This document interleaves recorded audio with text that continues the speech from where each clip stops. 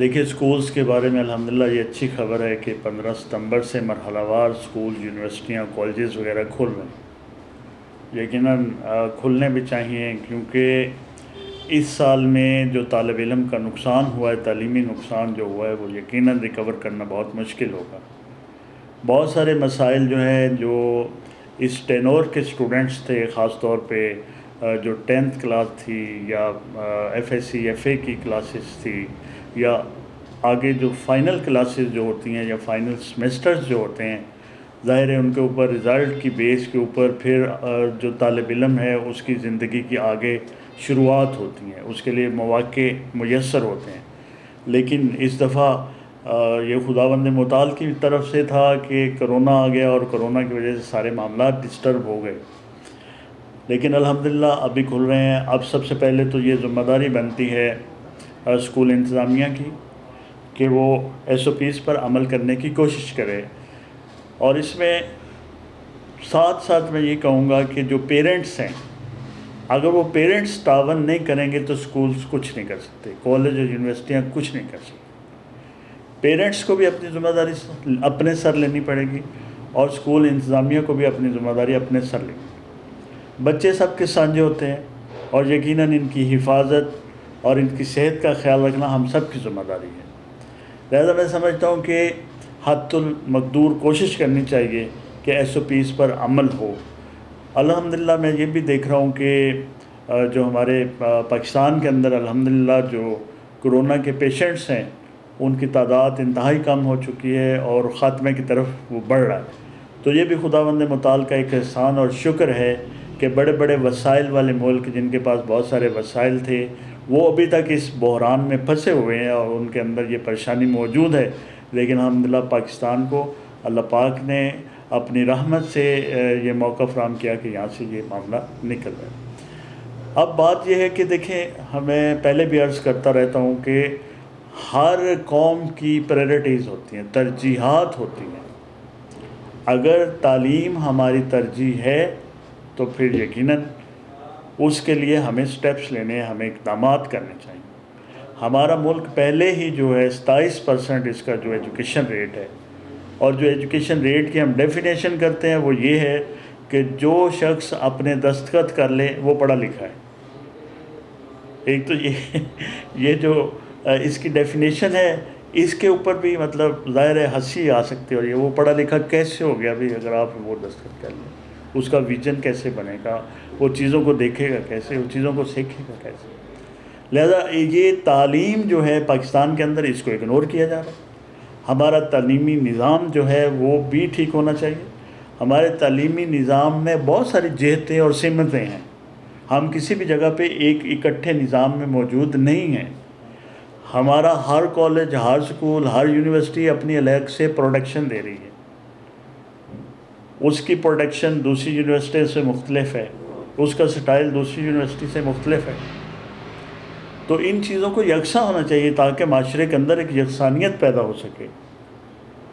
اور کچھ ایسے ادارے ہیں کہ جن کے بارے میں یہ کہا جاتا ہے کہ جی بس اگر آپ کا بچہ اس ادارے میں پڑھ گیا تو پھر اس کے لیے کوئی مستقبل کا کوئی فکر اور پریشانی نہیں ہے۔ لیکن کیا ہمیں یہ نہیں دیکھنا چاہیے کہ ہمارے 90%، 95% لوگ ان اداروں میں اپنے بچوں کو پڑھا ہی نہیں سکتے، ان کی فیسز کو افورڈ ہی نہیں کر سکتے؟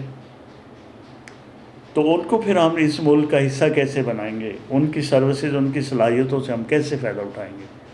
تو لہٰذا ایک یونیفارمٹی ہونی چاہیے، ایجوکیشن کا ایک سسٹم اور نظام ہونا چاہیے، اور اس کو ہم نے اپنے مزاج کے مطابق، اپنے ملکی مزاج کے مطابق، اپنے مذہبی مزاج کے مطابق اس میں ترمیم کی ضرورت ہے۔ اس نظام میں ہمیں پاکستان کو پڑھنے اور پڑھانے کی ضرورت ہے، پاکستان کی ہسٹری پڑھنے کی ضرورت ہے، ہمیں مسلمانوں کی ہسٹری پڑھنے کی ضرورت ہے، اور یقیناً ہمیں جو اطلاعات چاہیے، انفارمیشن چاہیے، اس میں کوئی حرج نہیں ہے کہ اگر ہم یو کے کی ہسٹری پڑھتے ہیں، امریکہ کی ہسٹری پڑھتے ہیں تو وہ بھی پڑھنی چاہیے۔ لیکن پاکستان کی ہسٹری کو چھوڑ کے آپ امریکہ کو پڑھ رہے ہیں، آپ یو کے کو پڑھ رہے ہیں، تو اس سے کیا فائدہ ہوگا؟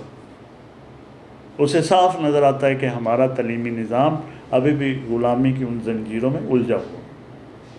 تو لہٰذا اس کو نکالنے کے لیے ہمارے پاس ایسا تو نہیں ہے کہ ہمارے پاس پڑھے لکھے لوگ نہیں ہیں، ہمارے پاس ایسے باصلاحیت لوگ نہیں ہیں کہ جو ایسا سسٹم بنا نہیں سکتے، ایسا تو نہیں ہے، بات صرف نیت کی ہے۔ اور عمران خان صاحب جو یقیناً ایک تبدیلی کا نعرہ لگا کے اقتدار میں آئے ہیں، یہ ان کی ذمہ داری ہے کہ وہ اس تعلیمی نظام میں جو سکم ہے ان کو درست کریں۔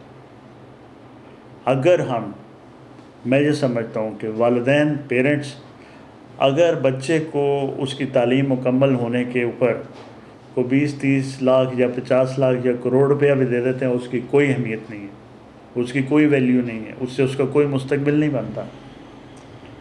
لیکن اگر اس کو ایک اچھی ایجوکیشن دے دیں والدین، اس کے اوپر یہ پیسہ خرچ کر دیں، تو اس کا مستقبل خود بخود بن جائے گا۔ تو لہذا ایسے نظام کی ضرورت ہے، ہمیں ایسے سسٹم کی ضرورت ہے۔ ہمارے پاس ٹیلنٹ کی کمی نہیں ہے، ہمارا نوجوان جو ہے اس میں جرأت کی کمی نہیں ہے، اس میں باتوں کو فہم کرنے کی، سمجھ کرنے کی کمی بالکل نہیں ہے۔ دنیا کے کسی بھی ملک کے اسٹوڈنٹ سے، طالب علم سے ہمارے ملک کا طالب علم کا موازنہ کیا جا سکتا ہے، بلکہ بہت ساری جگہوں پہ ہم دیکھتے ہیں کہ پاکستانی طالب علم جو ہیں اس نے پوری دنیا کے طالب علموں سے برتری حاصل کی ہے۔ تو یہ ہمارا اعزاز ہے۔ اگر ان کو صحیح سمت پہ لے کے جایا جائے تو معاشرے میں خوبصورتی بھی آئے گی، معاشرے میں روزگار کے مسئلے بھی حل ہوں گے، اور یقیناً جو ہمارا تعلیمی نظام جو ہے اسی کے ذریعے ہم اوپر جا سکتے ہیں۔ آپ کے کاروبار میں سلیقہ آئے گا، اگر آپ کی قوم پڑھی لکھی ہوگی تو اس میں ایک آپ کو ڈسپلن نظر آئے گا، اور جب آپ کو ڈسپلن نظر آئے گا تو یہ جو آپ روڈز کے اوپر افراتفری دیکھتے ہیں، بے صبری دیکھتے ہیں، یقیناً اس سے بچا جا سکتا ہے۔